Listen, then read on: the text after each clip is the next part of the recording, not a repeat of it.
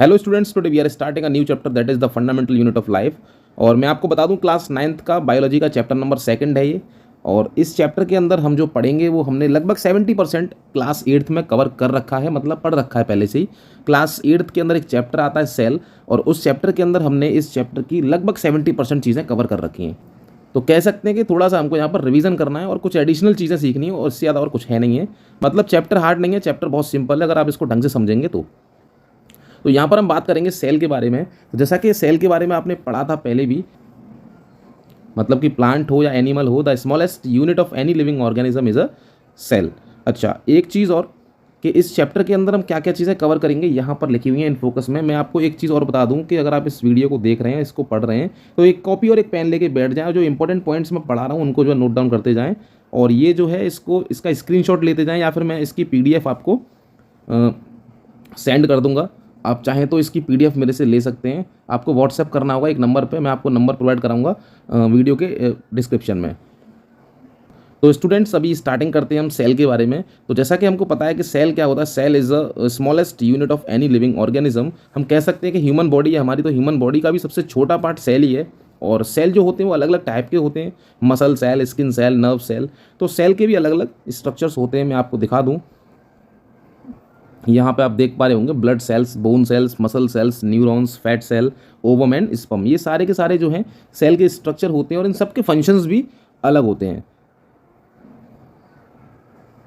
अब जैसा कि पहले हमने पढ़ा था रॉबर्ट हुक के बारे में, कि रॉबर्ट हुक जो है उन्होंने डिस्कवरी की थी सेल की 1665 में। एक बुक लिखी थी उन्होंने, माइक्रोग्राफिया। उसके अंदर जो है मेंशन किया था सेल की डिस्कवरी इन्होंने किस तरीके से करी थी। इन्होंने एक्चुअली जो है एक स्लाइस ऑफ कॉर्क जो है उसको स्टडी किया था अपने सेल्फ डिजाइन माइक्रोस्कोप से।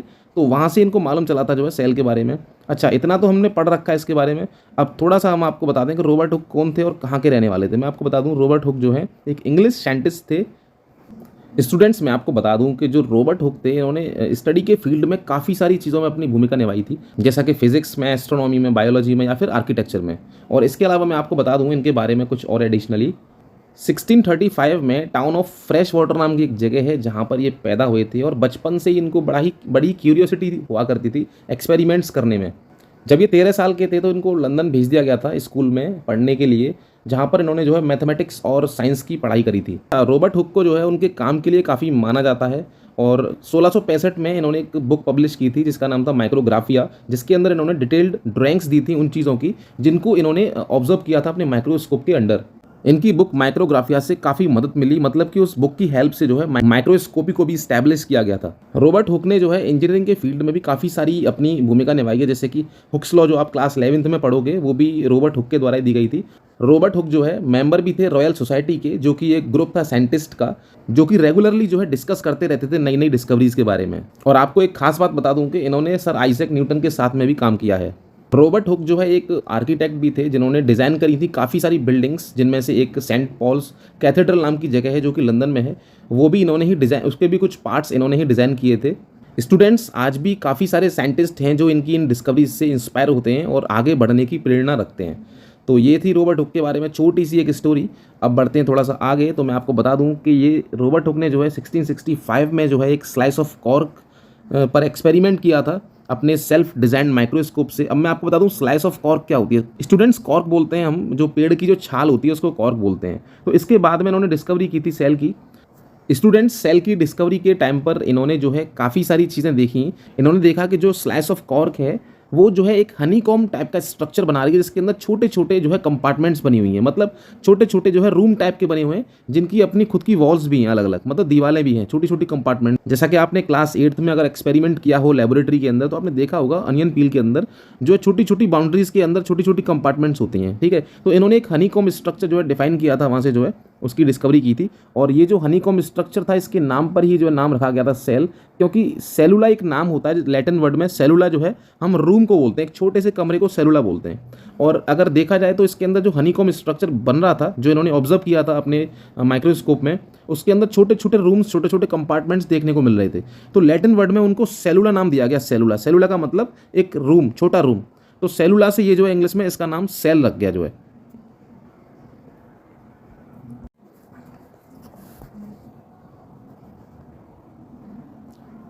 अच्छा, इनकी डिस्कवरी के बाद में फिर जो है रॉबर्ट ब्राउन 1831 में रॉबर्ट ब्राउन आए और उन्होंने जो है एक सेल के अंदर जो है एक स्फेरिकल बॉडी, बहुत डेंस और स्फेरिकल बॉडी, बहुत घनी, डेंस का मतलब होता है घनी, बहुत घनी और स्फेरिकल बॉडी को ऑब्जर्व किया था और बाद में इन्होंने उसको नाम दिया था एरियोला, जिसको कि आज हम इंग्लिश में जो है न्यूक्लियस के नाम से जानते हैं। इसके बाद में मैं आपको बता दूं कि प्रोटोप्लाज्म की डिस्कवरी हुई थी, जेली लाइक सब्सटेंस जो कि सेल के अंदर होता है, और इस डिस्कवरी को करने वाले जो वैज्ञानिक थे, जो साइंटिस्ट थे, उनका नाम था डुजार्डिन। स्पेलिंग मैं आपको बता रहा हूँ, आप लिख सकते हो, DUJARDIN, डुजार्डिन, ये इनका नाम था। इन्होंने डिस्कवर किया था प्रोटोप्लाज्म को, और प्रोटोप्लाज्म को जो है जो नाम दिया था वो दिया था पुरकिंज ने, JE पुरकिंज, उनका नाम था JE पुरकिंज, सामने लिखा हुआ है, आप देख लो स्पेलिंग। इन्होंने जो है नाम दिया था इसको प्रोटोप्लाज्म, और प्रोटोप्लाज्म की डिस्कवरी की थी आपकी डुजार्डिन ने 1835 में, और 1839 में जो है इसको नाम दिया गया था प्रोटोप्लाज्म पुरकिंज के द्वारा, JE पुरकिंज। आगे बढ़ते हैं, माइक्रोस्कोप। ये जो वर्ड है माइक्रोस्कोप, ये ड्राइव्ड हुआ था ग्रीक वर्ड से। ग्रीक वर्ड में माइक्रोस का मतलब होता है छोटा, स्मॉल, और स्कोपिक का मतलब होता है स्टडी, मतलब छोटी चीज़ों की स्टडी करना। इंग्लिश में इसका नाम रख दिया गया माइक्रोस्कोप। अब मैं आपको बता दूं कि माइक्रोस्कोप जो होता है दो तरीके का होता है, एक तो कंपाउंड माइक्रोस्कोप, एक इलेक्ट्रॉन माइक्रोस्कोप। अब इन दोनों में क्या अंतर होता है? अगर बात करें कंपाउंड माइक्रोस्कोप की, तो जो कंपाउंड माइक्रोस्कोप होता है ये जो है लगभग किसी भी चीज़ को उसके 1500 गुना बार मैग्नीफाई करके दिखाता है, मतलब उसका 1500वां हिस्सा भी मैग्नीफाई करके आपको दिखा सकता है, लगभग 1500 से 2000 तक, 2000। आप किसी भी चीज़ को इस माइक्रोस्कोप के नीचे देखोगे तो उसका 1500 से लेके 2000वां हिस्सा आपको मैग्नीफाई होकर दिख जाएगा। मतलब कह सकते हो आप कि कितनी भी छोटी चीज़ हो उसको 1500 गुना ज़्यादा मैग्नीफाई कर सकता है ये, 1500 times of their original size. ये कंपाउंड माइक्रोस्कोप का काम होता है। और कंपाउंड जो माइक्रोस्कोप होता है इसकी एक खासियत होती है कि ये लाइट पर काम करता है, मतलब इस पे अगर आपको कोई भी चीज़ देखनी है तो उस चीज़ पर लाइट पड़नी चाहिए नीचे से। जैसा कि देखिए सामने आपको माइक्रोस्कोप दिखेगा, आप लेबोरेटरी में स्कूल जाएँ तो वहाँ जाकर के एक बार देखना कि नीचे यहाँ पर एक मिरर होता है, रिफ्लेक्टिव मिरर, इस पर लाइट आती है इस तरीके से, और वो जो है ऊपर जाती है, और फिर जो है आप जो है किसी भी अनियन पील है या कोई भी चीज़ है उसको मैग्नीफाई कर सकते हैं। लाइट ऐसे आकर के ऊपर जाती है, अगर यहाँ से लाइट ब्लॉक हो गई, लाइट नहीं गई, तो आपको कोई भी चीज़ यहाँ पर दिखेगी नहीं। मतलब कंपाउंड माइक्रोस्कोप काम करता है लाइट पर। वहीं बात करें इलेक्ट्रॉन माइक्रोस्कोप की, तो इलेक्ट्रॉन माइक्रोस्कोप जो है वो किसी भी चीज़ को 2 लाख टाइम्स मैग्नीफाई कर सकता है। तो मैं आपको बता दूं कि जो माइक्रो ऑर्गेनिजम्स होते हैं, बैक्टीरिया, वायरस, उनको स्टडी किया जाता है इलेक्ट्रॉन माइक्रोस्कोप पर।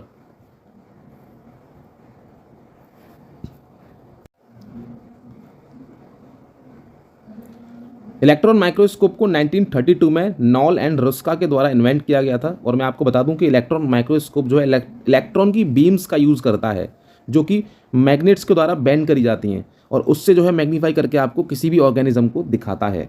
अगर बात करें माइक्रो ऑर्गेनिजम्स की, जैसे कि वायरस या बैक्टीरिया, तो उनको आप कंपाउंड माइक्रोस्कोप में नहीं देख सकते हो, उसके लिए आपको ज़रूरत पड़ेगी इलेक्ट्रॉन माइक्रोस्कोप की। लेकिन अगर बात करें नॉर्मल एनिमल सेल या प्लांट सेल की, तो आप उसको कंपाउंड माइक्रोस्कोप में देख सकते हो। आगे बढ़ते हैं टॉपिक में। तो आगे इसमें है आपका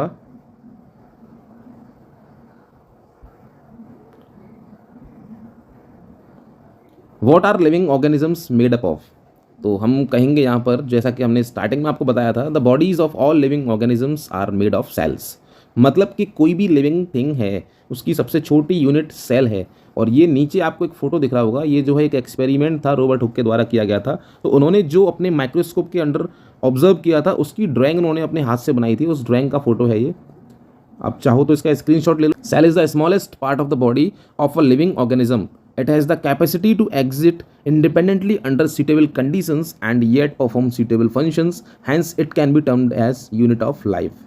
मतलब कि सेल को हम यूनिट ऑफ लाइफ भी कहते हैं, क्योंकि देखिए क्लास 8th के अंदर आपने जो है चैप्टर का पूरा नाम पढ़ा हो तो क्या था, cell structural and functional unit of life. मतलब स्ट्रक्चर भी सेल से ही बनता है और जितने फंक्शंस होते हैं किसी भी लिविंग बॉडी के अंदर वो भी सेल के द्वारा ही होते हैं। मतलब आपकी बॉडी में कोई चीज़ फंक्शन करवा रही है तो वो भी सेल ही है। Now there are two types of organisms, that is unicellular and multicellular organisms. What is unicellular organisms? Uni का मतलब होता है वन, सिंगल, एक। जिन ऑर्गेनिजम्स के अंदर सिर्फ एक सेल होता है, मतलब वो ऑर्गेनिज्म अपने आप में एक सेल ही है, उसको हम बोलेंगे यूनिसेलुलर ऑर्गेनिज्म, जैसे कि अमीबा। अमीबा एक यूनिसेलुलर माइक्रो ऑर्गेनिज्म होता है। उसके अलावा पैरामीशियम, क्लैमोडोमोनस। क्लैमोडोमोनस जो है एक एल्गी होती है, माइक्रो एल्गी बोलते हैं इसको, micro algae. It is a micro organism जो कि एक एल्गी की कैटेगरी में आता है। एल्गी आपने सुना होगा, जो काई लग जाती है, काई हरा हरा सा लग जाता है जो है गीली जगहों पर, उसको एल्गी बोलते हैं। तो एल्गी जो होती है उसमें एक माइक्रो एल्गी आती है, एक मैक्रो एल्गी होती है, एक माइक्रो एल्गी होती है। तो माइक्रो एल्गी जो होती है वो सिंगुलर होती है, यूनिसेलुलर होती है, और मैक्रो जो एल्गी होती है दैट इज़ मल्टी सेलुलर। तो जो माइक्रो एल्गी है यूनिसेलुलर, उसका एग्जाम्पल होता है दैट इज़ क्लैमोडोमोनस। यहाँ पर आपको 3 एग्जाम्पल दे रखे हैं यूनिसेलुलर ऑर्गेनिजम्स के, अमीबा, पैरामीशियम एंड क्लैमोडोमोनस। अच्छा, इसके अलावा बात करें मल्टी सेलुलर ऑर्गेनिजम्स की, तो what are multi cellular organisms. मैं आपको बता दूं कि मल्टी सेलुलर ऑर्गेनिजम्स वो होते हैं जिनके अंदर बहुत सारे सेल्स होते हैं, जैसे कि ह्यूमन बॉडी। हम मल्टी सेलुलर होते हैं, जैसे कि plants, trees, mushrooms, they are multi cellular organisms. Do cells live forever. क्या जो सेल होता है हमेशा जिंदा रहता है, या फिर उसका भी कुछ लाइफ स्पैन होता है।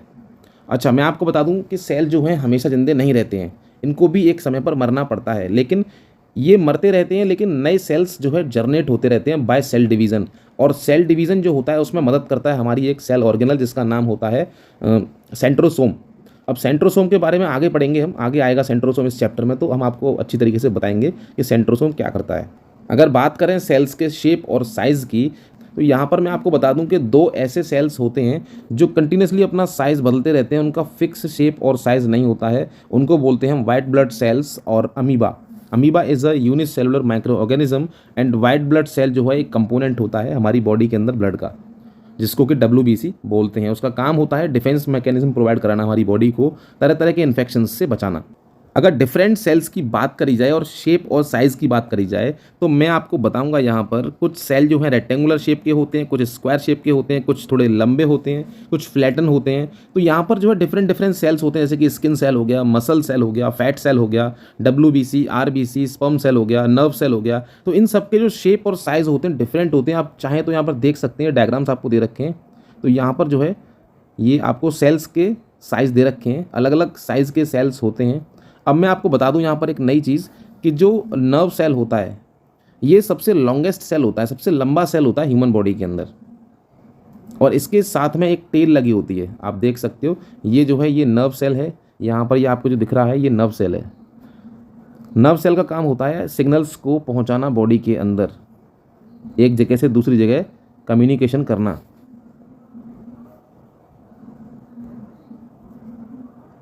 उसके अलावा मैं आपको बता दूं कि जो मसल सेल्स होते हैं वो थोड़े से कठोर होते हैं, उनके अंदर इलास्टिसिटी होती है क्योंकि उनको स्ट्रेन करना होता है और रिलैक्स करना होता है। जो स्किन सेल्स होते हैं वो थोड़े फ्लैटन होते हैं, इसके पीछे कारण है कि उनको जो है उसी टाइप का एक स्ट्रक्चर बनाना होता है, आउटर कवरिंग देनी होती है बॉडी को। तो सेल्स जो होते हैं अपने काम के हिसाब से भी उनका जो है जो शेप और साइज़ होती है वो उनके काम के हिसाब से भी डिज़ाइंड होती है। अच्छा, यहाँ पे एक चीज़ मैं आपको बता दूं कि अगर मैं अलग अलग ऑर्गेनिजम्स की बात करूं, अलग अलग एनिमल्स की बात करूं, कोई एनिमल बहुत बड़ा है, कोई छोटा है, मान के चलो एक चूहा है और एक हाथी है, तो क्या इनके सेल्स में कोई डिफरेंट होगा? हाथी बहुत बड़ा होता तो क्या उसका सेल बहुत बड़ा होगा? चूहा बहुत छोटा होता तो क्या उसका सेल बहुत छोटा होगा? ऐसा नहीं है। यहाँ पर इस जगह पर बिल्कुल भी वेरिएशन नहीं होगी, क्योंकि जो सेल का साइज़ है हाथी का भी उतना ही होगा और चूहे का भी उतना ही होगा। ठीक है, तो इस चीज़ को थोड़ा सा आप ध्यान में रखें कि अगर किसी एनिमल का, किसी ऑर्गेनिज्म का साइज़ बड़ा है तो उसके साइज़ के हिसाब से सेल का साइज़ बड़ा छोटा नहीं होगा, वो सेम ही रहेगा। जैसा कि आपको यहाँ पर दे रखा है माउस एंड एलिफेंट, दोनों का एग्जाम्पल दे रखा है। ये माउस है, ये एलिफेंट है। ठीक है, दोनों का जो सेल होगा वो सेम साइज़ का होगा। आगे बढ़ते हैं सेल थ्योरी की तरफ। अगर बात करें सेल थ्योरी की, तो ये जो है 2 बायोलॉजिस्ट थे जिन्होंने इसको प्रपोज किया था सेल थ्योरी को। इनमें से एक थे आपके J.M. शिल्डन, आपने क्लास 8th में पढ़ा होगा। मैथ्यूज़ जैकब शिल्डन का नाम सुना होगा, 1838। और एक आपके थियोडोर शिवान थे, 1839। इन दोनों ने जो है कुछ सेल थ्योरी के अंदर कुछ चीज़ें ऐड करी थी, जैसे कि all living organisms are composed of 1 और मोर सेल्स। मतलब कि जितने भी लिविंग ऑर्गेनिजम्स होते हैं उनके अंदर या तो एक या एक से ज़्यादा सेल होगा ही होगा। ये पहला स्टेटमेंट है सेल थ्योरी का। अगर आपसे कोई पूछता है कि व्हाट इज़ सेल थ्योरी, तो आप ये स्टेटमेंट उसको बता सकते हो। दूसरा स्टेटमेंट था the cell is the basic unit of life. Cell जो होता है ये बेसिक यूनिट होती है लाइफ की। स्टूडेंट्स, इसके बाद में जो है एक रोडोल्फ फर्क्यू नाम के साइंटिस्ट थे, इन्होंने 1855 में 34 साल की उम्र में एक पब्लिश की थी, एक कहावत थी इनके द्वारा कही जाने वाली। तो उस वो जो है इनकी लैंग्वेज में उसको बोलते थे ओमनियस सेलुला ए सेलुला। अच्छा, what is the meaning of ओमनियस सेलुला ए सेलुला? इसका मतलब होता है all cells come from cells, मतलब जितने भी जो सेल्स होते हैं, रीजनरेशन होता है सेल्स का, वो भी सेल्स के बाद ही आते हैं, सेल्स के मरने के बाद में ही नए सेल्स आते हैं, ऐसा इसका मतलब होता है। मतलब इंग्लिश में अगर देखा जाए तो इसका मतलब हुआ all cells come from cells. और ये बात कही गई थी रोडोल्फ फर्क्यू के द्वारा, all cells come from cells. तो ये एक कहावत थी जो इन्होंने कही थी 34 साल की उम्र में 1855 में, ओमनियस सेलुला ए सेलुला। ये इनकी खुद की लैंग्वेज में थी, आप इसको थोड़ा सा भी अलग टाइप से ना लें। कुछ बच्चों को बड़ा अजीब लग रहा होगा, पता नहीं क्या लिख के चला गया ये। कोई बात नहीं बेटा, मैं तो कहता हूँ पढ़ लिख के बेटा कुछ बन जाओ, ऐसे वैज्ञानिक बनो कि तुम्हारे द्वारा भी थ्योरीज लिखी जाएं और फिर उस थ्योरी को आप अपनी ब्रज भाषा में लिख देना, मारवाड़ी में लिख देना, भोजपुरी में लिख देना और फिर इनके बच्चों को कन्फ्यूज़ करना, ठीक है? ऐसे लिया जाता बदला। अच्छा, आगे बढ़ते हैं टॉपिक की तरफ।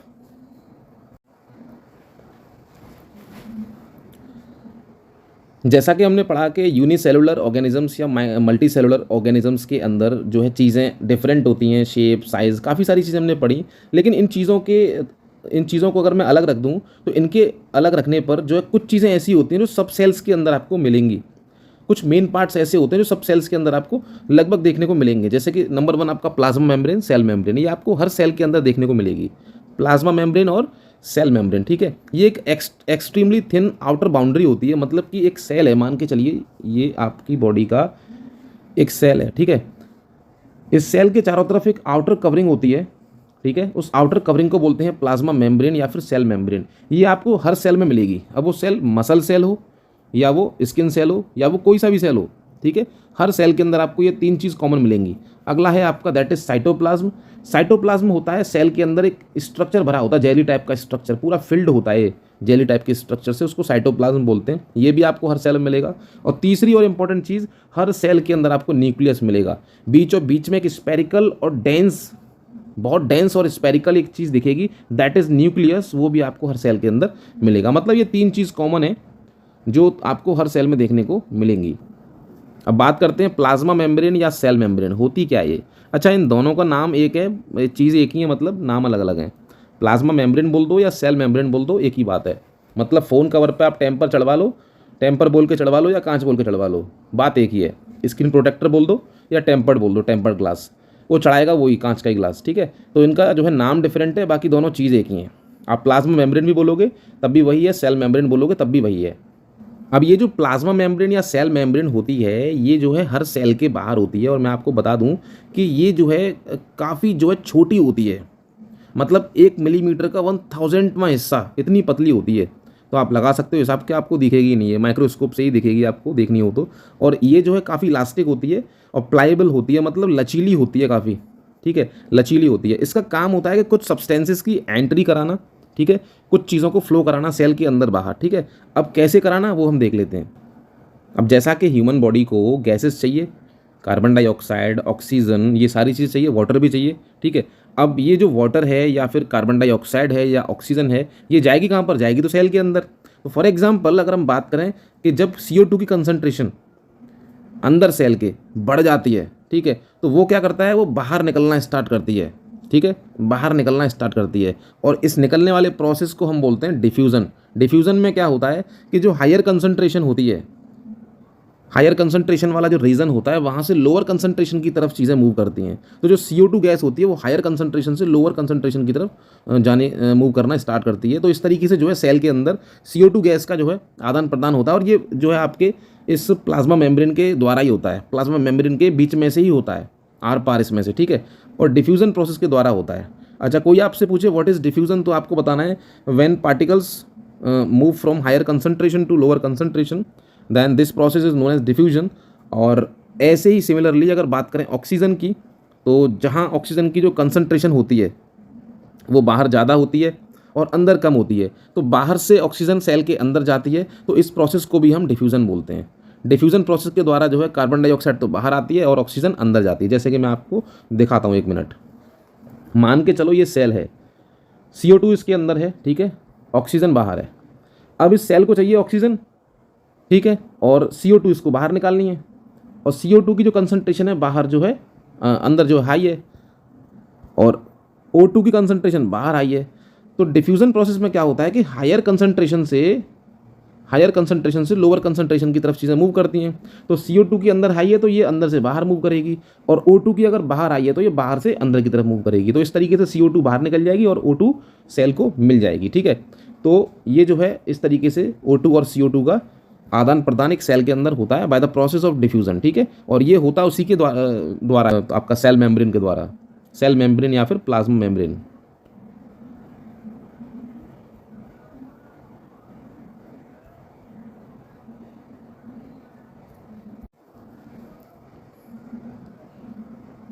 अब इसके बाद कुछ चीज़ें बेटा सेल को जो है वो वाटर के द्वारा चाहिए होती हैं, ठीक है ना, वाटर के द्वारा। तो अब वाटर का भी जाना भी ज़रूरी है, सेल के अंदर जाना ज़रूरी है या नहीं। अब वाटर तो डिफ्यूज़न के द्वारा नहीं जा सकता, क्योंकि डिफ्यूज़न होता है गैसेज में, वाटर है एक लिक्विड। अब लिक्विड कैसे सेल के अंदर जाता है, तो मैं आपको यहाँ बता दूँ कि जो मूवमेंट होता है पानी का, वाटर मॉलिक्यूल्स का, ठीक है, उस सेमी परमिएबल मेम्ब्रेन के द्वारा। कौन सी semi permeable membrane, plasma membrane या फिर सेल मेम्ब्रेन, ठीक है, जो हमने अभी पढ़ी थी, आप देख सकते हो, उसको हम सेमी परमिएबल मेम्ब्रेन भी कह सकते हैं, ठीक है। What is the meaning of semi permeable membrane, कौन बताएगा, कमेंट करके बताओ जल्दी से। अब जो वाटर कंटेंट होता है, वाटर मॉलिक्यूल्स होते हैं, वो भी सेल के अंदर जाते हैं by the process of osmosis, by the process of osmosis. Osmosis होता है बेटा लिक्विड मॉलिक्यूल्स का, वाटर मॉलिक्यूल्स का हायर कंसंट्रेशन से लोअर कंसंट्रेशन की तरफ मूव करना। अब मैं आपको बता दूं कि आपके घर में भी ये चीज़ होती है, ऑस्मोसिस होती है।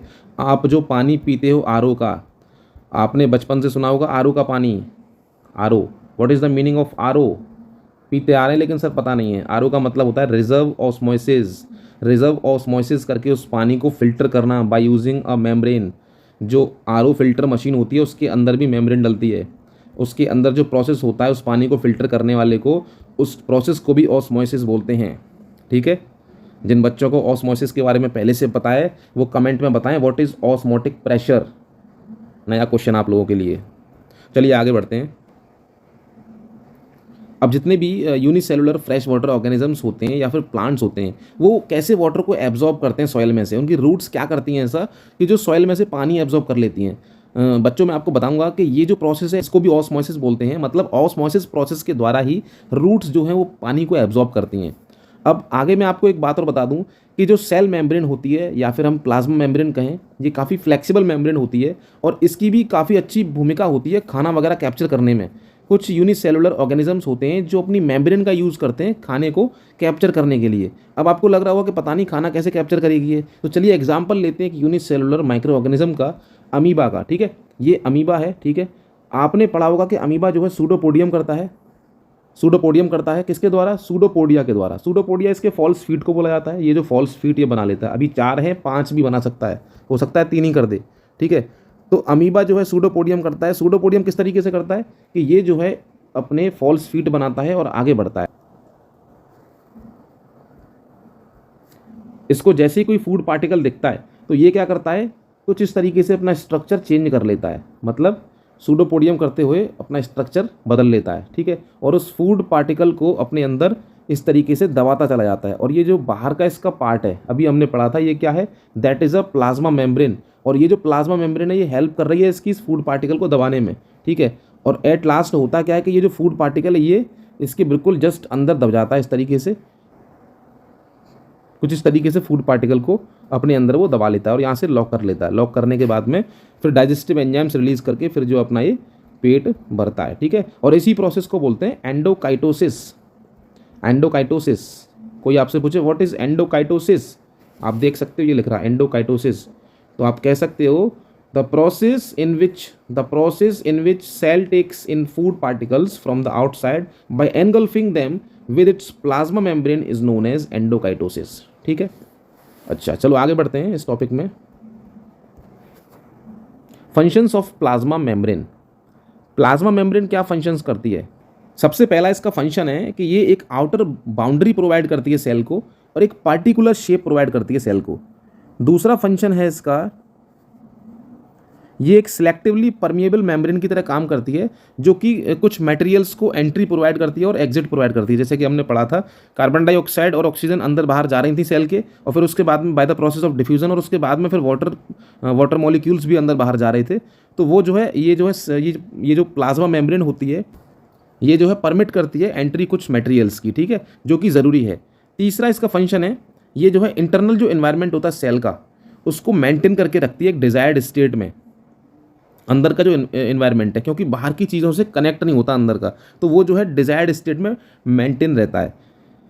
तो बच्चों अभी नेक्स्ट टॉपिक है सेल वॉल। और सेल वॉल जो होता है ये सिर्फ प्लांट सेल्स में पाया जाता है, बैक्टीरिया में पाया जाता है और फंगस में पाया जाता है, ठीक है। इसके अलावा ये जो है एनिमल सेल्स में नहीं पाया जाता, ठीक है। अच्छा, अगर मैं बात करूं सेल वॉल की, तो ये सेल मेम्ब्रेन के मुकाबले, प्लाज्मा मेम्ब्रेन के मुकाबले काफ़ी ज़्यादा थिक होती है, मोटी होती है, और ये एनिमल सेल्स में नहीं होती है। अब मैं आपको एक स्ट्रक्चर बना के दिखाता हूँ। ये मान के चलो एक सेल है, और ये सेल की जो है सेल मेम्ब्रेन है, जिसको प्लाज्मा मेम्ब्रेन बोलते हैं, इसके भी ऊपर चढ़ी होती है सेल वॉल। और सेल वॉल इसको और ज़्यादा रिजिड बनाती है और ज़्यादा कठोर बना देती है। तो आपने देखा होगा जो प्लांट्स होते हैं, प्लांट्स कठोर होते हैं। आप नाखून चुबा के देखना प्लांट में, बार्क में, जो बार्क होता है, तना जो होता है पेड़ का, उसमें नाखून चुबा के देखना, आप नहीं चुबो पाओगे। और वहीं पे किसी एनिमल के साथ करना है ऐसा, तो आराम से चुबा सकते हो। क्यों? कारण क्या है इसके पीछे? कारण यही है कि एनिमल्स जो होते हैं उनके पास सेल वॉल नहीं होती है और प्लांट्स के पास सेल वॉल होती है। दूसरी चीज़, जो सेल वॉल होती है ये नॉन लिविंग सब्सटेंस से बनती है, और जो नॉन लिविंग सब्सटेंस होता है उसको हम सेलुलोज बोलते हैं। क्या बोलते हैं? सेलुलोज। याद रखना बेटा, क्लास 8th में 7th में आपने पढ़ा होगा, जब plant fibres are made up of cellulose and animal fibres are made up of complex proteins. तो ये वही सेलुलोज है बेटा, ठीक है ना, वही कंपाउंड है, वही नॉन लिविंग कंपाउंड है जो सेल वॉल के अंदर प्रेजेंट होता है, दैट इज सेलुलोज। क्लियर? अब बात करते हैं functions of cell wall. Cell wall के क्या फंक्शंस होते हैं? तो मैं आपको बता दूं कि जो सेल वॉल होती है उसका सबसे पहला फंक्शन है कि ये एक डेफिनेट फ्रेमवर्क प्रोवाइड करता है, एक डेफिनेट शेप प्रोवाइड करता है सेल को। दूसरी चीज़, ये जो है सेल मेम्ब्रेन को और सेल के जो इंटरनल स्ट्रक्चर होते हैं उनको प्रोटेक्ट करता है बाहर से, जो सेल वॉल होती है। तीसरी चीज़, जो सेल वॉल होती है ट्रांसपोर्ट करती है वेरियस अलग अलग टाइप के मटेरियल्स को सेल के बाहर ले जाने में और अंदर लाने में। ये जो है 3 इंपॉर्टेंट फंक्शंस होते हैं सेल वॉल के।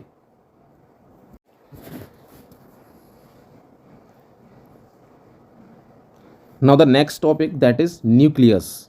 जैसा कि हमने पढ़ा था कि जो न्यूक्लियस है इसको किसने डिस्कवर किया था? स्टार्टिंग में बताया था हमने, nucleus is discovered by whom?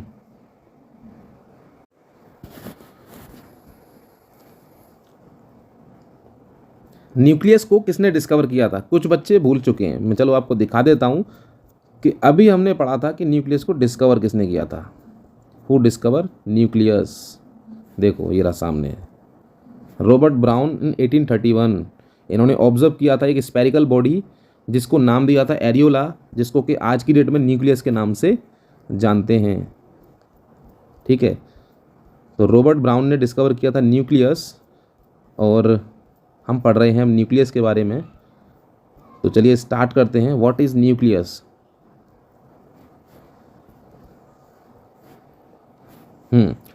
मैं आपको बता दूं, जैसे कि सेल के पास उसकी प्लाज्मा मेम्ब्रेन होती है, सेल मेम्ब्रेन होती है, सिमिलरली न्यूक्लियस जो होता है उसके पास भी अपनी न्यूक्लियर मेम्ब्रेन होती है।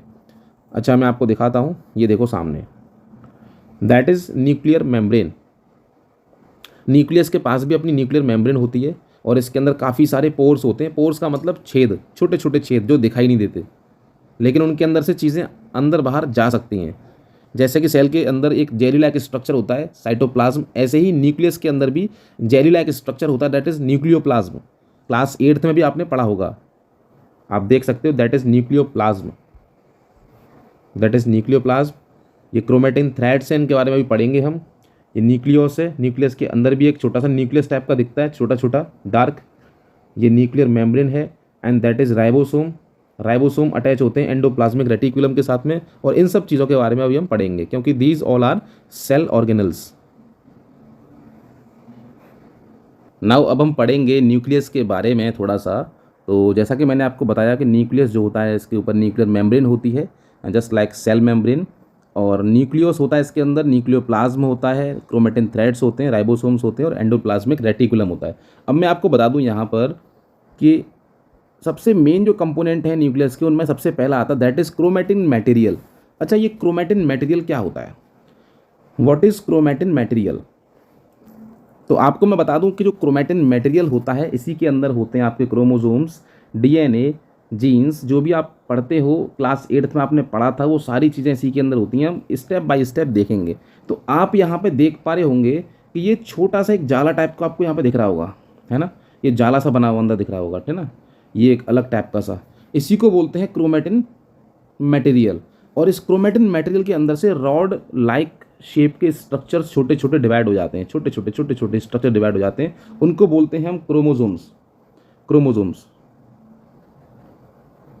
क्रोमोसोम्स, ठीक है। और क्रोमोसोम्स जो होते हैं, इनमें से ही निकल के आते हैं डीएनए। मतलब हम कह सकते हैं that chromosome is nothing, chromosome is a long chain of DNA. Chromosome is a long chain of DNA. DNA is deoxyribonucleic acid. DNA क्या होता है? Deoxyribonucleic acid. और डीएनए के अंदर होते हैं जीन्स, और जीन्स के अंदर ही होती है हमारी हेरिडिटी। जो इन्फॉर्मेशन है पूरी की पूरी जीन्स के अंदर ही होती है। आगे बढ़ते हैं अगले टॉपिक की तरफ। तो अगला टॉपिक है that is nucleolus. Now the nucleolus which containing RNA, ribonucleic acid. मैं आपको दिखा दूं कि ये वाला जो पार्ट है, दैट पार्ट इज न्यूक्लियोस। ये जो गोल वाला पार्ट है, that is nucleolus and it contain RNA, that is ribonucleic acid. And nucleolus is also known as factory of ribosomes. और इसका काम होता है प्रोटीन सिंथेसिस करना, मतलब कि प्रोटीन बनाना। Nucleolus containing RNA, ribonucleic acid, which is helpful in protein synthesis in the cytoplasm. Nucleus is also known as factory of ribosomes. अब राइबोसोम्स क्या होते हैं, कहाँ पर प्रेजेंट होते हैं, इसकी बात करेंगे हम जब हम एंडोप्लाज्मिक रेटिकुलम के बारे में पढ़ेंगे आगे आने वाले टॉपिक में। Now the next topic is functions of nucleus. अब हम बात कर रहे हैं न्यूक्लियस की, न्यूक्लियस की बात नहीं कर रहे हैं हम, ध्यान रखना, इस हम पूरे इसकी बात कर रहे हैं। अब हम इसकी बात नहीं कर रहे, ठीक है, कंफ्यूज मत होना। Now the functions of nucleus. Nucleus का फंक्शन क्या होता है स्टूडेंट्स? न्यूक्लियस जो होता है ये सेल डिवीजन करवाता है, सेल डिवीजन करवाता है। दूसरा जो है, ये करेक्टरिस्टिक्स जो होती हैं, जो आदतें होती हैं, उनको ट्रांसफर करता है पेरेंट्स से ऑफस्प्रिंग में। ऑफस्प्रिंग होती हैं आने वाली पीढ़ियां। जैसे आप आपके पेरेंट्स के ऑफस्प्रिंग हो, आपके आने वाले ऑफस्प्रिंग्स को भी टाइम लगेगा। तो जो करेक्टरिस्टिक्स होती हैं, जैसे कि एक आदमी है, ठीक है, उसका कलर ब्लैक है, ठीक है, उसका कलर ब्लैक है, तो उसका आने वाला बच्चा जो होगा, बेटा या बेटी, वो भी ब्लैक होगा, ठीक है। ये होते हैं करेक्टरिस्टिक्स, ठीक है। इन करेक्टरिस्टिक्स को ट्रांसफर करना भी काम किसका होता है? न्यूक्लियस का, ठीक है। ये वर्ड याद रखना आप, ऑफस्प्रिंग्स। ऑफस्प्रिंग्स का मतलब होता है आने वाली प्रजातियां। अच्छा, दूसरी चीज, it control all the activities of the cell. Cell के अंदर होने वाली सारी गतिविधियों को कंट्रोल करता है। जितनी भी एक्टिविटीज होती हैं सेल के अंदर, उनको कंट्रोल करता है कौन? न्यूक्लियस, ठीक है। Now the next topic is cytoplasm. अब ये साइटोप्लाज्म क्या होता है? साइटोप्लाज्म कुछ नहीं है, मैं आपको बता दूं। जैसे कि आप किसी फ्रूट का एग्जांपल लो, गर्मियां चल रही हैं, मान के चलो आपने एक आम काट लिया, ठीक है, बीच में से आधा काट लिया, आपको एक गुठली दिखेगी उसमें। गुठली के अलावा यहाँ पर सब जगह पर आपको उसका पल्प दिखेगा, जिसको गूदा बोलते हैं, ठीक है। Pulp is a jelly like structure. तो हम कह सकते हैं कि एक सेल के अंदर जो पूरा का पूरा एरिया फिल्ड होता है एक जेली लाइक सब्सटेंस से, उसी को हम साइटोप्लाज्म कहते हैं, साइटोप्लाज्म कहते हैं, ठीक है। A jelly like structure present in a cell is known as cytoplasm. और साइटोप्लाज्म जो होता है, ये प्रोटीन, कार्बोहाइड्रेट, लिपिड्स और बहुत सारे इनऑर्गेनिक सब्सटेंसेस से मिलकर के बनता है। साइटोप्लाज्म के अंदर काफ़ी सारे सेल ऑर्गेनेल्स भी होते हैं, जैसे कि अभी मैं आपको बता रहा था, राइबोसोम्स हो गए, ठीक है। सेल ऑर्गेनल्स कुछ नहीं, मतलब सेल के अंदर प्रेजेंट जो ऑर्गन्स होते हैं उनको सेल ऑर्गेनल्स कहा जाता है। एंडोप्लाज्मिक रेटिकुलम हो गया, और बहुत सारे सेल ऑर्गेनल्स जिनके बारे में हम पढ़ेंगे। स्टार्टिंग में भी मैंने आपको बताया था सेल ऑर्गेनल्स के बारे में। यहाँ पर देखो, ये हैं आपके cell organelles: chloroplast, mitochondria, vacuoles, endoplasmic reticulum, Golgi apparatus, nucleus and chromosomes. ये सब के सब क्या हैं? ये हैं सेल ऑर्गेनल्स जो साइटोप्लाज्म के अंदर प्रेजेंट होते हैं। अब सेल ऑर्गेनल्स के बारे में ही हम पढ़ेंगे। Now the next topic is endoplasmic reticulum, जिसको कि ईआरबी बोला जाता है शॉर्ट फॉर्म में। अच्छा, ये एंडोप्लाज्मिक रेटिकुलम होता क्या है? पहले मैं आपको इसका डायग्राम दिखाता हूँ, फिर मैं आपको समझाऊंगा कि एंडोप्लाज्मिक रेटिकुलम होता क्या है। ये एंडोप्लाज्मिक रेटिकुलम है। अब देखो एंडोप्लाज्मिक रेटिकुलम जो है न्यूक्लियस, जो देखो यहाँ पे जो न्यूक्लियस बना हुआ है बीच में आप देख रहे होंगे, ये जो न्यूक्लियस बना हुआ है ये वाला, यहाँ से स्टार्टिंग होती है एंडोप्लाज्मिक रेटिकुलम की। और इस तरीके से जो है एक सैक लैक स्ट्रक्चर, सैक मतलब SAC, जिसको कि हम बोरा भी बोल सकते हैं, सैक माने बोरा भी होता है, एक पाउच भी होता है, हम थैली भी बोल सकते हैं। तो ऐसा एक सैक लैक स्ट्रक्चर होता है ये जो है एंडोप्लाज्मिक रेटिकुलम का। और ये स्कैटर्ड फैला होता है सेल मेम्ब्रेन तक। ये न्यूक्लियस है आपका बीच में, और मैं आपको बता दूं कि जो सेल मेम्ब्रेन होती है एक सेल की, वहाँ तक ये फैला होता है, वहाँ तक इसका नेटवर्क होता है। अब ये जो एंडोप्लाज्मिक रेटिकुलम होता है ये दो तरीके का होता है, एक स्मूथ एंडोप्लाज्मिक रेटिकुलम जिसको कि हम बोलते हैं SER, और एक होता है आपका rough endoplasmic reticulum RER, rough endoplasmic reticulum और SER स्मूथ एंडोप्लाज्मिक रेटिकुलम। अब स्मूथ और रफ क्यों बोलते हैं इसको? अब देखो रफ का मतलब होता है कोई चीज़ खुदरी होती है तो उसको रफ बोलते हैं। जैसे कि कोई मतलब मान के चलो कांच का टुकड़ा है, कांच कैसा होता है, कांच बहुत ही स्मूथ होता है क्योंकि वो चिकना होता है। लेकिन वहीं पे अगर हम बात करें दीवार की, तो दीवार जो है थोड़ी सी खुरदरी होती है, तो उसको हम रफ कह सकते हैं। अब ये रफ एंडोप्लाज्मिक रेटिकुलम और स्मूथ में क्या अंतर होता है, आप यहाँ पे देखोगे कि ये वाला जो एंडोप्लाज्मिक रेटिकुलम है ये रफ एंडोप्लाज्मिक रेटिकुलम है, क्योंकि इसके ऊपर देखो आप छोटे छोटे ये जो है राइबोसोम्स लगे होते हैं, राइबोसोम्स लगे होते हैं, राइबोसोम्स अटैच होते हैं, इसलिए इसको रफ एंडोप्लाज्मिक रेटिकुलम बोलते हैं। और इसके ऊपर आप देखोगे इसके ऊपर राइबोसोम्स एब्सेंट होते हैं, इसलिए इसको स्मूथ एंडोप्लाज्मिक रेटिकुलम बोलते हैं।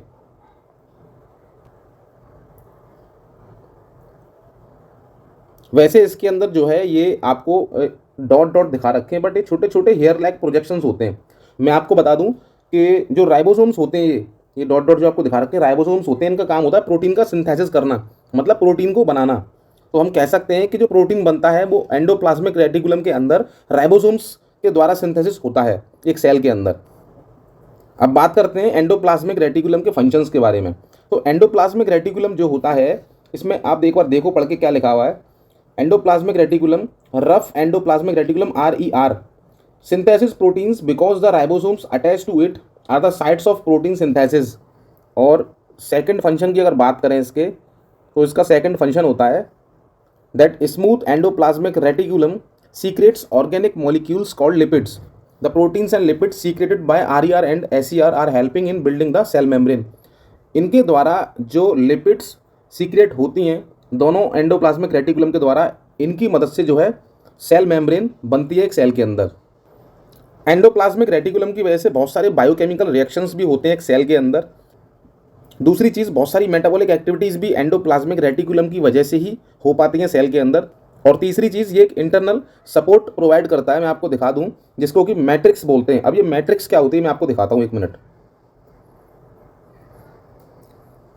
ये आपका एंडोप्लाज्मिक रेटिकुलम है और ये इस तरीके से जो फोल्ड बना रखे हैं, ये इन फोल्ड्स को जो है मैट्रिक्स बोला जाता है, इन फोल्ड्स को जो है मैट्रिक्स बोला जाता है। आगे बढ़ते हैं, आगे बढ़ते हैं नेक्स्ट टॉपिक की तरफ।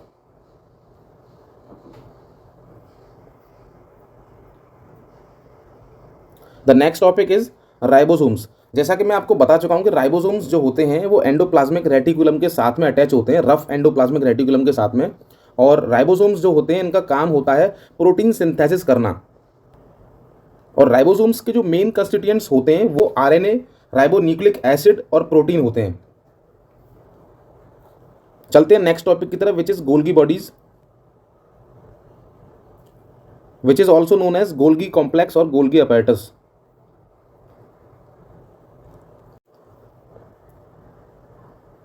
गोल्गी बॉडीज जो है स्मूथ मेम्ब्रेन बाउंड वेसल्स होती हैं जो कि एंडोप्लाज्मिक रेटिकुलम के साथ में लगी होती हैं।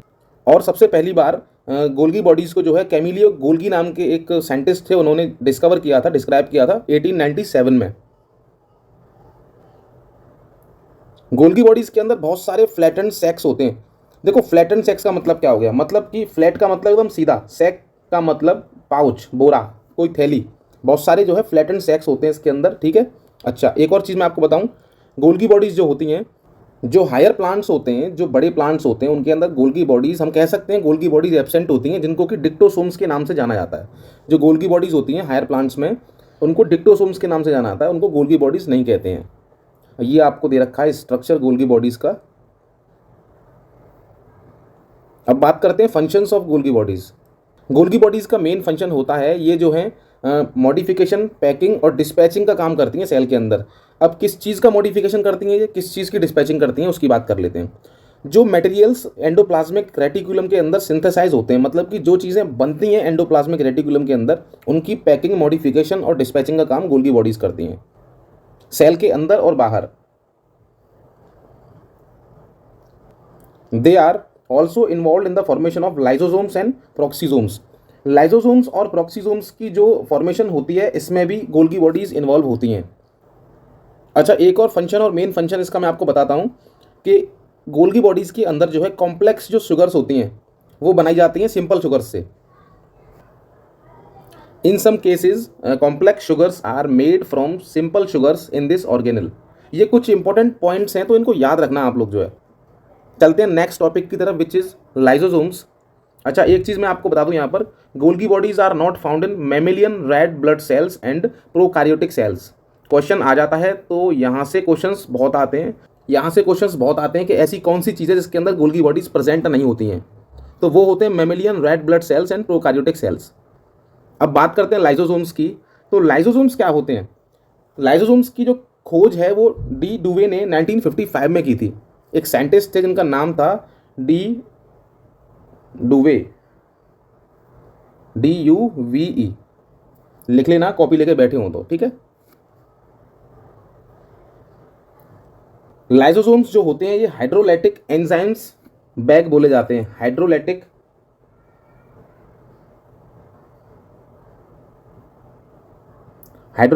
Enzymes bags. तो यहाँ से एक अंदाजा आपको लग रहा होगा कि अगर ये एंजाइम बैग्स हैं, हाइड्रोलाइटिक एंजाइम बैग्स हैं, तो इसका मतलब इनका काम डाइजेस्ट करने का किसी न किसी चीज़ को। तो अब बात कर लेते हैं कि इनका मेन फंक्शन होता क्या है।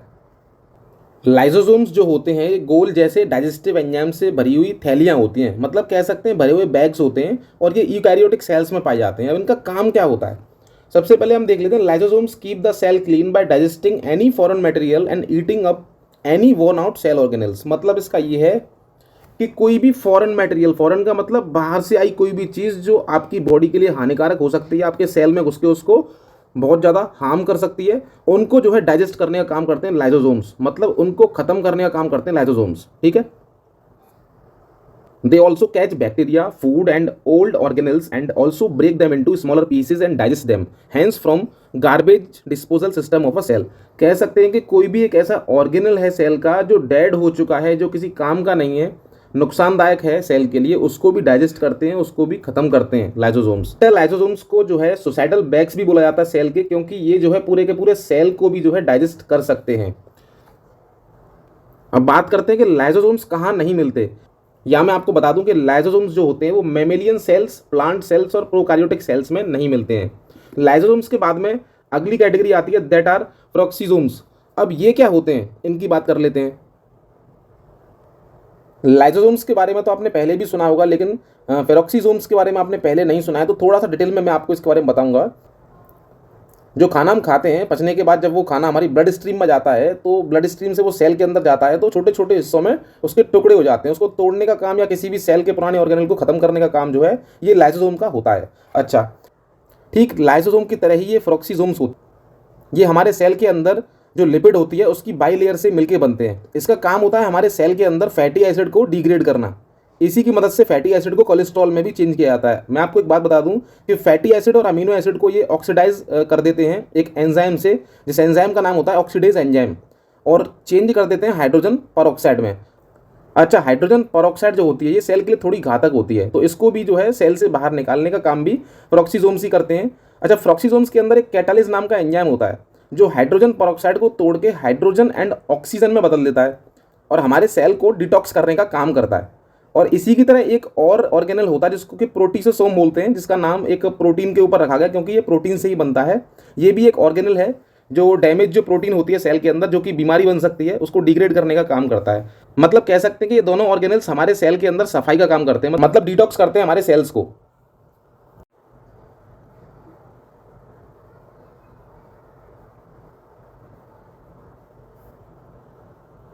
Now the next topic is mitochondria. Now what is mitochondria? जैसा कि आप बचपन से सुनते आ रहे होंगे, mitochondria is a power house of cell मैं आपको बता दूं कि ये ऑर्गेनल जो है बैटरी की तरह काम करता है। 90% जो एनर्जी होती है वो यहीं से प्रोड्यूस होती है। मैं आपको एक कमाल की बात बता दूं कि हार्ट का जो 40% हिस्सा होता है इसी सेल से बना होता है। और ये double membrane rod like spherical organelle होता है माइटोकॉन्ड्रिया। प्लांट एंड एनिमल्स दोनों में पाया जाता है ये। और माइटोकॉन्ड्रिया का जो इनर पार्ट होता है ये एक होमोजीनियस कंपाउंड से भरा होता है जिसको मैट्रिक्स कहते हैं। अच्छा, आउटर वॉल जो होती है वो स्मूथ होती है और पोरस होती है। पोरस का मतलब छेदों वाली। अच्छा, एक बात और मैं आपको बता दूं कि इसकी जो इनर वॉल होती है फोल्ड टाइप से बनी होती है जिसको कि क्रिस्टी बोलते हैं। और माइटोकॉन्ड्रिया के अंदर जो है एरोबिक रेस्पिरेशन होता है और ये जो एनर्जी को कन्वर्ट करता है एनर्जी करेंसी में, जिसको कि हम एटीपी बोलते हैं, एडिनोसिन ट्राइफॉस्फेट। अब मैं आपको थोड़ा सा माइटोकॉन्ड्रिया के दर्शन करा दूं। यहाँ पे ऊपर अगर फोटो है तो इसके अंदर कैसा होता है माइटोकॉन्ड्रिया।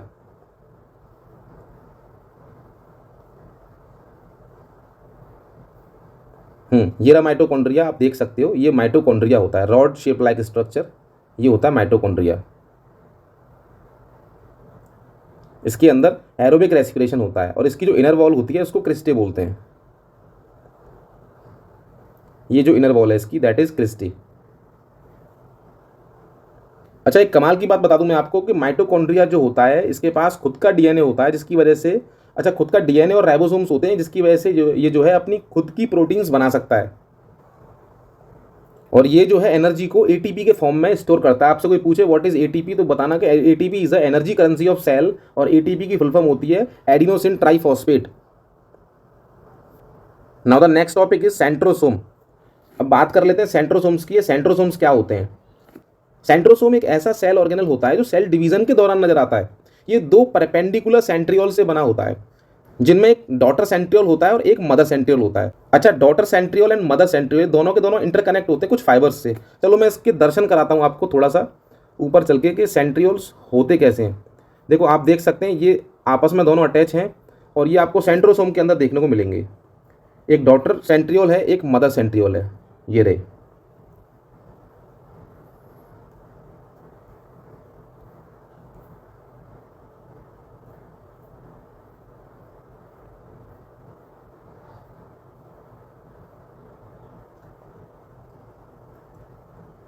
जब एक नया सेल बनता है तो सेंट्रियोल्स डिवाइड होते हैं, तो नए सेल में डॉटर सेंट्रियोल चला जाता है और पुराने सेल में मदर सेंट्रियोल रह जाता है। अब ये जो सेंट्रोसोम होता है ये हेल्प करता है सेल डिवीजन में। और सबसे बड़ी बात, ये सेल डिवीजन के दौरान क्रोमोसोम्स के नंबर को भी मेंटेन रखता है। सीलिया और फ्लैगेला जो होते हैं सेंसरी सेल ऑर्गेनल्स होते हैं, इनके बारे में हम बाद में बात करेंगे जब ये वाला टॉपिक आएगा। चलो अब बात करते हैं प्लास्टिड्स की। प्लास्टिड्स जो होते हैं ग्रुप ऑफ ऑर्गेनल्स होते हैं जो कि अलग अलग टाइप के होते हैं, जैसे कि लीकोप्लास्ट हो गया, क्रोमोप्लास्ट हो गया। मैं आपको बता दूं लीकोप्लास्ट जो होता है ये वाइट और कलरलेस होता है जो कि लिपिड प्रोटीन स्टार्च के फॉर्म में प्रेजेंट होता है प्लांट्स के अंदर। और इसके अलावा बता दूं मैं आपको एक होता है क्रोमोप्लास्ट। क्रोमोप्लास्ट जो होता है ये क्लोरोप्लास्ट के फॉर्म में प्रेजेंट होता है। क्लोरोप्लास्ट जो ग्रीन पार्ट होता है लीव्स का उसको बोलते हैं। क्लोरोप्लास्ट जो है उसके अंदर एक ग्रीन पिगमेंट प्रेजेंट होता है जिसको कि क्लोरोफिल बोला जाता है। और क्लोरोफिल जो है ये एक ऐसा पिगमेंट होता है जो फोटोसिंथेसिस के काम आता है, प्रकाश संश्लेषण। और फोटोसिंथेसिस एक ऐसा प्रोसेस है जिसके दौरान ग्रीन प्लांट्स अपना फूड प्रिपेयर करते हैं। तो जो पेड़ की जो पत्ती होती है वो हरी होती है क्योंकि उसके अंदर क्लोरोफिल होती है और उसका हरा वाला जो पार्ट होता है उसमें छोटे छोटे टुकड़े होते हैं, हिस्से होते हैं, छोटे छोटे पार्ट्स में डिवाइडेड होता है। अगर आप उसको गौर से देखो तो उसी को बोलते हैं क्लोरोप्लास्ट और वही प्लास्टिड्स होते हैं। अब बात करें अगर फंक्शंस की, they perform many functions. Chloroplast the green plastids are responsible for the manufacture of food through the process of photosynthesis. जैसा कि मैंने बताया कि जो ग्रीन वाले क्लोरोप्लास्ट होते हैं, ग्रीन वाले प्लास्टिड्स होते हैं, वो खाना बनाने में हेल्प करते हैं during the process of photosynthesis. अब बात करते हैं कुछ और फंक्शंस की प्लास्टिड्स के। तो जो कलर्ड प्लास्टिड्स होते हैं वो कलर्स प्रोवाइड करते हैं फ्लावर्स को, फ्रूट्स को और लीव्स को। आपने देखा होगा कि जो क्लोरोप्लास्ट है वो ग्रीन होता है, तो ग्रीन लीव्स होती हैं ज़्यादातर प्लांट्स की, लेकिन कुछ फ्लावर्स होते हैं रेड हैं, येलो हैं, तो उनका जो रेड और येलो कलर होता है वो भी प्लास्टिड्स की वजह से ही होता है। प्लास्टिड्स ही उस कलर को प्रोवाइड कराते हैं उन लीव्स को। अगर बात करूं लीकोप्लास्ट की, तो लीकोप्लास्ट जो हेल्प करते हैं स्टोरेज करने में स्टार्च का, प्रोटीन का और ऑयल का फ्रूट्स के अंदर। स्टूडेंट्स अब समझते हैं वैक्यूल्स के बारे में। वैक्यूल्स क्या होते हैं? अब इसको समझने के लिए मैं आपको छोटी सी कहानी सुनाऊंगा। आपके और हमारे घरों में जो है हम खाना खाते हैं, पूरे दिन अलग अलग टाइप की एक्टिविटीज़ होती हैं। तो अब कितनी भी सफाई रखो अपने घर के अंदर, आप कचरा तो होता ही है। तो आपके और हमारे घर में क्या होता है, डस्टबिन्स होती हैं, तो हम उसमें कचरे को स्टोर कर देते हैं। लेकिन सिमिलरली अगर मैं बात करूं प्लांट और एनिमल्स की, तो क्या इनके पास भी डस्टबिन्स होती हैं जो वेस्ट इनके अंदर बनता है? हाँ, बिल्कुल डस्टबिन्स होती हैं, और उन्हीं डस्टबिन्स को जो है वैक्यूल्स बोला जाता है। प्लांट और एनिमल्स के अंदर जो वेस्ट को स्टोर करती हैं, जो स्टोरेज होते हैं, उन्हीं को वैक्यूल्स बोला जाता है। मैं आपको बता दूं कि प्लांट सेल्स में थोड़े से कम वैक्यूल्स होते हैं, लेकिन बड़े होते हैं साइज में। और वहीं अगर एनिमल सेल्स की बात करी जाए तो इसके अंदर वैक्यूल्स की मात्रा ज़्यादा होती है और छोटे होते हैं वैक्यूल्स। और मैं आपको बता दूं कि ये कभी कभी जो है एक स्टोरेज सेंटर की तरह भी काम करते हैं। वैक्यूल्स के अंदर अमीनो एसिड, शुगर, प्रोटीन और वेरियस अदर कंपोनेंट्स भी स्टोर हो जाते हैं। अब फॉर एग्जांपल मैं आपको बताता हूं, जैसे कि अमीबा। अमीबा के अंदर भी वैक्यूल्स होते हैं। ये अमीबा है, अमीबा के अंदर भी छोटे छोटे वैक्यूल्स होते हैं, आपने देखा होगा किसी डायग्राम के अंदर। ये अमीबा के अंदर के वैक्यूल्स होते हैं, अमीबा के अंदर के वैक्यूल्स। और ये लिक्विड स्टोर करते हैं अपने अंदर, लिक्विड। और जब ये पूरी तरीके से भर जाते हैं तो ये अमीबा जो है सिकुड़ के इस लिक्विड को बाहर निकाल देता है, जो कि एक्सक्रीशन आपने पढ़ा होगा, अमीबा का एक्सक्रीशन कैसे होता है। अमीबा के अंदर प्रेजेंट इन वैक्यूल्स को जो है कॉन्ट्रैक्टाइल वैक्यूल्स बोला जाता है, CONTRACTILE, कॉन्ट्रैक्टाइल वैक्यूल्स। पढ़ते हैं अगले टॉपिक की तरफ। Now the next topic is prokaryotic cell and eukaryotic cell. Prokaryotic cell is also known as primitive और प्राइमरी सेल। अच्छा, प्रोकैरियोटिक सेल्स के अंदर जो है वेल डेवलप्ड न्यूक्लियस नहीं होता है। दूसरी चीज, ये ज़्यादातर बैक्टीरिया और ब्लू ग्रीन एल्गी में प्रेजेंट होते हैं। अब बात करें यूकैरियोटिक सेल्स की, तो ये सेल जो हैं मल्टी सेलुलर ऑर्गेनिजम्स में पाए जाते हैं, जैसे कि ह्यूमंस हो गए, एनिमल्स हो गए, और काफ़ी सारे जो हैं प्लांट सेल्स हो गए, ठीक है, इनके अंदर पाए जाते हैं। बाकी बैक्टीरिया हो गया, ब्लू ग्रीन एल्गी हो गई, इनमें नहीं पाया जाता। इनमें जो है पाए जाते हैं प्रोकैरियोटिक सेल्स। अब बात करते हैं इसके डिफरेंस के आधार पर, तो मैं आपको बता दूं कि प्रोकैरियोटिक सेल्स जो हैं इनमें क्या क्या चीज़ें पाई जाती हैं। प्रोकैरियोटिक सेल्स जो है, पहली चीज़ यूनिसेलुलर होते हैं, न्यूक्लियस एब्सेंट होता है इसके अंदर, और सिंगल क्रोमोसोम होता है इसके अंदर। और जो सेल डिवीजन होती है इसके अंदर वो माइटोसिस के द्वारा होती है। माइटोसिस दो तरह की होती है, माइटोसिस, मियोसिस। तो माइटोसिस के द्वारा होती है प्रोकैरियोटिक सेल में। अच्छा, माइटोकॉन्ड्रिया जो है वो एब्सेंट होता है प्रोकैरियोटिक सेल में। और प्रोकैरियोटिक सेल जो हैं ये बैक्टीरिया और ब्लू ग्रीन एल्गी में पाए जाते हैं, जैसा कि मैंने आपको बताया था। अब बात करते हैं यूकैरियोटिक सेल्स की। तो यूकैरियोटिक सेल्स जो हैं ये मल्टी सेलुलर होते हैं। दूसरी चीज़, न्यूक्लियस जो है वो प्रेजेंट होता है इनके अंदर। इसके अंदर एक से ज़्यादा क्रोमोसोम्स होते हैं, और जो सेल डिवीज़न होती है इसके अंदर वो मियोसिस और माइटोसिस दोनों के द्वारा होती है। अच्छा, इसके अलावा मैं आपको बता दूं कि माइटोकॉन्ड्रिया होता है जो वो प्रेजेंट होता है यूकैरियोटिक सेल्स के अंदर। और यूकैरियोटिक सेल्स जो हैं फंगी, प्लांट, एनिमल्स, इनमें पाए जाते हैं। बाकी स्टूडेंट्स, मैंने आपको यहाँ पे एक टेबल प्रोवाइड करा दी है, आप इसका स्क्रीनशॉट ले सकते हैं और अपनी नोटबुक में नोट कर सकते हैं इसको। Now the next topic is cilia and flagella. इसको बहुत से लोग फ्लैजेला बोलते हैं, बहुत से फ्लैगेला बोलते हैं। मैं इसको ज़्यादातर फ्लैगेला बोलता हूँ, आपको बता दूँ। बाकी फ्लैगेला या फ्लैजेला आप कुछ भी बोल सकते हैं। अब देखते हैं कि इनके फंक्शंस क्या होते हैं और ये सीलिया एंड फ्लैजेला होता क्या है। तो सबसे पहले मैं आपको एक डायग्राम दिखाता हूँ इसका। सीलिया एंड फ्लैगेला जो होते हैं ये सेल ऑर्गेनेल्स होते हैं। इनके जो स्ट्रक्चर होते हैं लगभग सिमिलर होते हैं, लेकिन थोड़ा सा जो है लंबाई में डिफरेंट होता है। मैं आपको बता दूं कि फ्लैगेला जो है ये जो है एक टेल टाइप की होती है, और सीलिया लाइक प्रोजेक्शंस होते हैं ये जो है। अच्छा, मैं आपको एक और चीज़ बता दूं, सीलिया जो होती है that is present in organisms just such as paramecium. और अगर बात करें फ्लैगेला की, तो ये ऐसे सेल्स में प्रेजेंट होती है, ऐसे ऑर्गेनिजम्स में प्रेजेंट होती है, जैसे कि बैक्टीरिया हो गया या फिर स्पर्म सेल्स हो गए। आपने देखा होगा कि स्पर्म सेल्स के अंदर भी जो है एक टेल टाइप की होती है ऐसे। तो फ्लैजेला जो है ज़्यादातर जो है बैक्टीरिया हो गए, स्पर्म सेल्स हो गए, इनमें मिलता है। और सीलिया जो होता है जैसे कि पैरामीशियम, इस टाइप के ऑर्गेनिजम्स में देखने को मिलता है। स्टूडेंट्स, तो यहाँ पर चैप्टर होता है कंप्लीट आपका। अब सेकंड पार्ट के अंदर हम कुछ इंपॉर्टेंट टॉपिक्स को कवर करेंगे, कुछ क्वेश्चंस कवर करेंगे, जो इसका सेकंड पार्ट बनाऊंगा वीडियो का। उसके अंदर ऐसे क्वेश्चंस कवर करेंगे कि उनसे बाहर आपके एग्जाम में कुछ आएगा ही नहीं। तो ये पीडीएफ मैं आपको सेंड कर दूंगा, डिस्क्रिप्शन में एक नंबर दूंगा, उस पर आप व्हाट्सएप करेंगे तो आपको ये पीडीएफ मिल जाएगी।